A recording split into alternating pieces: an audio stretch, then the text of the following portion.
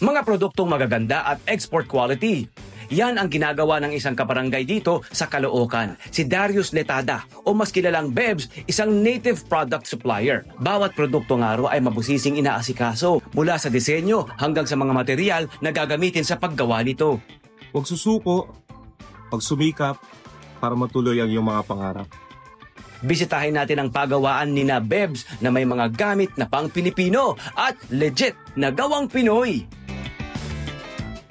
I-welcome natin sa LTE at sa Net25 si Ginong Darius Bebs Letada Jr. Good morning, bro. Good morning, Bebs! Good morning din po sa inyo po. Yes! Ako, ito napakaganda ng kanilang kwento. Lalo ito, di ba? Kwento mo naman sa amin, paano mo naumpisahan itong negosyo mong ito. At bakit mga native products ang iyong pinungkirya? Mga locally made products natin. Kasi po, ako po before, na kami ng mag-asawa ay OFW po. So, after po niya, nag-decide po kami dito na umuwi ng Pilipinas para po mag-start ng aming family po. Gaano katagal kayo naging OFW yung mag-asawa? Ang asawa ko ay 7 years. Then Wow, ako po, ang tagal. 2 years lang po ako kasi po, we're been married po. Then after that, we decided na, mag-decision po kami na pumunta ng Pilipinas para magtayo po ng sarili ng negosyo. Okay. So, anong taon nito nag-umpisa? 2015 po. Okay, 2015. Ayan. Pero nag-pick up agad? Hindi po eh. Hindi. Ano ang naging naging unang sakit Struggle. ng puso? Struggle. Oo, struggle. Ang pagpunta po namin sa Pilipinas, pag-uwi po namin, ang misis ko po ay nanganak sa aming pangalan na anak. Kaso nga lang po, late po yung yung baby, 8 months lang po. 8 months lang. So after po mga anak ng misis ko, span of 1 hour to 2 hours lang po, sabi ng doktor sa amin kailangan po agad tubuhan. Yung anak po ninyo. Intubate. Kasi po, hindi po fully develop yung baga niya. Okay. Then after po that, 2 months po siyang nasa NICU. Nico. Nasa Okay. ICU po. Oo. Then, Natal. kasi ICU. nagkaroon po siya ng congenital problem. Then yung mga bone structure po niya, like yung paa po niya, club foot po. So ang paa po niya nakaganon. Oo. So after 2 months, sabi sa amin ng doktor, Nasa neonatal siya Apo. ng 2 months. Tapos, say na po yung doktor na pwede na, stable na po siya. Kaso nga lang, sobrang liit po niya. Parang ganyan lang po nakalaki yata siya. Wow. Then, kailangan po talagang yung paa niya po nakaganon, straight. habang pinagsasabay niyo itong negosyo, Opo, itong opo. struggle Naku, sa ang hirap negosyo. nun, my At friend, balita ko, ha? nakikitira lang sila sa mga magulang noon. Oo, nakikitira muna. Cut to 2018, ano nangyari? Kwento mo sa kanila, Noong please. 2018, doon po ako tinawag. Kasi po, nagtira muna kasi wala na po talaga akong income dito sa Yes, sa Caloocan. Pilipinas. Nag-decide po kami mag-asawa na umuwi po sa province nila, sa Malolos, Bulacan. From there po, para lang po may pangkustos sa pamilya ko po, nag-try po ako mag-ihaw-ihaw ng isaw, ulo. Hanggang one day, sabi ko So, pa, ihaw-ihaw business ka muna. opo. Okay. Tapos, Until sabi ko talaga hindi kaya survive. Until one day, tumawag po sa akin yung mother ko po na, Bebs, good news, meron kang order. yeah, So, isang malaking department bulang. store, Oo. tumawag sa'yo, Oo. 2018 ito, bro. Yes po. Ayan. Pakilahat mo nga, bro. Ano daw ang meron sa good news na yon? From the series monthly hanggang year po, 3 years past, kakasample ko po, meron po nagustuhan. Supplier po. Okay. So, nagtuloy-tuloy na. Opo, nagtuloy-tuloy po siya. Hindi naman po talagang totally bloom siya. Pero, Yun ang umpisa. yun ang po umpisa.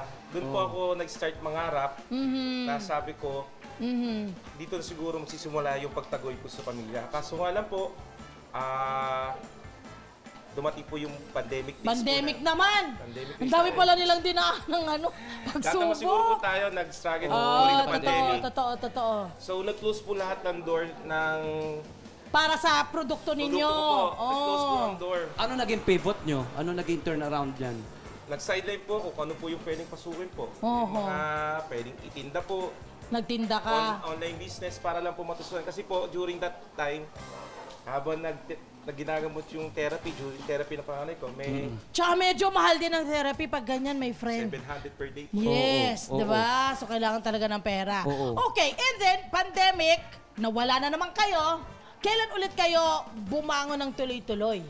During the pre-pandemic 2022, nag-start po ako mag-sample po na itong mga bamboo tumblers po. Aha. Then, sabi ko, I will try. Baka magustuhan po ulit ng supplier ko po, ay ng customer ko po. Then doon po ako nag-boom. Yan. At ito nga sinasabi mong Ito bamboo pala tumbler, yun. ang siyang, mga kabarangay, nakapagpatayo dito sa building na kinakatayuan natin ngayon. Malaking building. Diyan lang Ayan. kinakatira sa taas. Yes po, yes. Ilang floors ito, bro? Bali, apat na floors po. Dagdagan mo pang gayon mo, 5 na, para meron kami tirahan, bro. Para lang magkaroon ng idea ang ating mga kababayan, lalo na yung parang mga nawawalan ng pag-asa ba? Kasi di ba ikaw, dahil yung pinagdaanan eh, ano yung parang naging sandigan ninyong mag-asawa para magtuloy-tuloy at hindi sumuko? Every time na lang po, inisip ko yung pamilya ko. Kami mag-asawa, yung mga anak po namin. Yung motivation sila talaga, Yun ng po talaga pamilya. motivate kasi sabi namin, kung susuko kami in early stage pa lang, para Correct. po yung dalawang anak po namin na maliliit pa po. So, yun ang nag-hit sa success po namin. Correct. At nakita natin na kumbaga hindi sila tumigil. Mula sa isa, papunta sa isa, iba-iba yung binibenta. Tama. Hindi lang sila nagpo-focus. Hindi kayo nagpo-focus. Yes, my friend. Puntahan natin itong mga produkto nyo. Correct. Eto na. Saan ito ginagawa, saan ito sinosource, at ano ang pinakamabenta sa mga Pilipino? Turista ba ang market natin o yung mga balikbayan? More on balikbayan po and tourists. Like po ito, inaabil po nila to pag galing sila ibang bansa, mag-OFW. Oo, ayan. Ito po, parang ginagawa nila is bamboo tumbler po ito. Parang maganda pong souvenir sa mga kababayan natin sa ibang bansa. Digital pa to eh. Yes, ito po, digital po siya. Malalaman niyo po kung ano yung temperature sa loob po niya. Okay, yan ang mabenta talaga, ano? Oo. Itong hawak nila. Ito, mga depiction ng, gusto natin to depiction ng country life, di ba? Ng ating kultura. Oo, rural life. Actually, may nag-order po sa akin ito. Sabi niya, gusto niyang bilhin to para ibigay sa mga amo niyang mga foreigner. Wow! Nagustuhan. Just to po introduce yung dahil lang po sa mga painting ito, napapakilala nila kung ano po talaga ang Pilipinas. Yan. Kasi po niya kung ano po talaga itsura ng Pilipinas, paano po yung culture.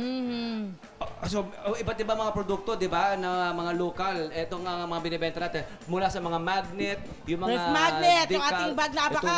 Bag na abaka, Manila hemp. Ito rin, mga pandip. Ito ay magnet din. Ref magnet. Sungka, syempre. Oo, hindi pwedeng wala. At ang Pangkamot. classic na pangkamot. Ayan. Gitara pambata.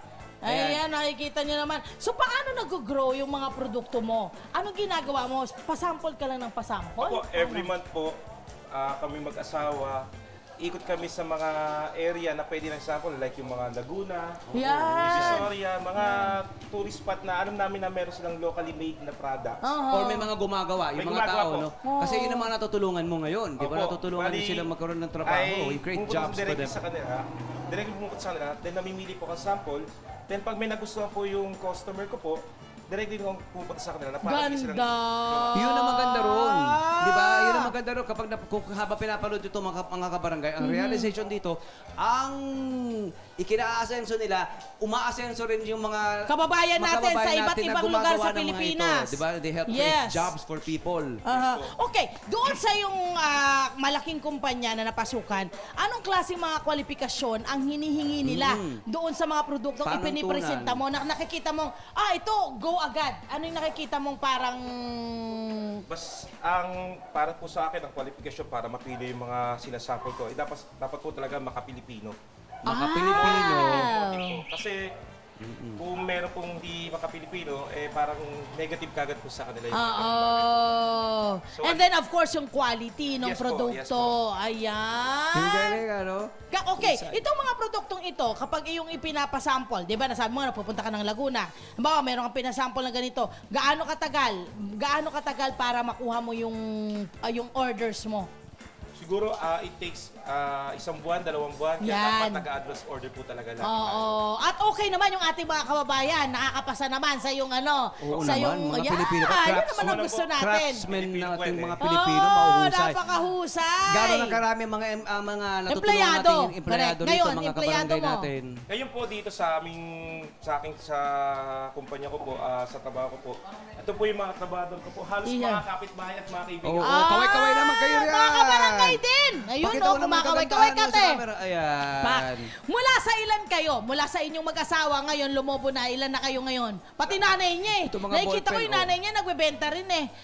At yung nanay mo, ilan na kayo ngayon na nagtatrabaho? Simula kami, dati kami kasi kami mag-asawa lang, nanay ko, Oo, tatay ko. oo. Kami lang kasi wala kaming pampasahod sa mga Yes, tao. kasi wala pa, nag-umpisa pa lang. Ngayon po, nasa 10 to 15 na katao na po Yeah. kami. And growing. Not bad. Growing. Ano po doon, ang kinukuha ko lang po ay halos puro kapitbahay ko. Tama. Tama. Ano naman nasabi ng mga kapitbahay natin? Ano pong masasabi nyo at meron kayong Hanap buhay. napapagkaabalan dito? Maraming salamat po sa aming Bebs kasi binigyan po kami ng trabaho na Yan. Totoo Correct. naman. Yun naman ang kagandahan Husay. doon. Ako, talaga naman makikita natin, my friend, na dapat yung ating mga kababayan na nag-uumpisa ng kanilang business, huwag agad-agad bibigay, hanap ng pwedeng kung alin. Kasi ito, talagang na-jackpot sila doon sa talagang ito pala yung para sa kanila. So huwag kayong hihinto. Okay, ano ang ipinagpapasalamat po ninyo sa negosyong inyong naumpisahan? Pinapasalamat ko lang kasi yung lalo-lalo na yung mga customer ko, hindi sila nagsasawa na tangkilikin yung mga produktong binibigay namin po sa kanila. Kahit naman po, for example, tulad po nito, ito po siguro mga 10 times na pong paulit-ulit na in-order po sa akin. So hindi po sila nagsasawa. Yan. Yun po number 1 sa akin. Tsaka ang komunikasyon ko po sa kanila is na parang kami nagtatatawa na bilang hindi po amo eh. Yun ang araw, hindi ka raw nagpapatawag ng sir o boss. Hindi po talaga, never po talaga ako nagpapatawag. Ang tawag po sa kanila, kuya. Kuya, correct. Yan lang. Ang number 1 goal ko kasi, sabi ko lagi sa kanila, hindi ko madarating itong ganitong buhay ko, kundi rin man dahil ko sa inyo. Yun. Hi! Sumama naman sa profile, mga Kanet 25. This is Love and New Verbo. For more love, Tunipet, and Arafang updates, just click the subscribe button and follow us on our Net25 social media pages at Net25 TV and Net25 Entertainment Facebook. See ya. I love ya.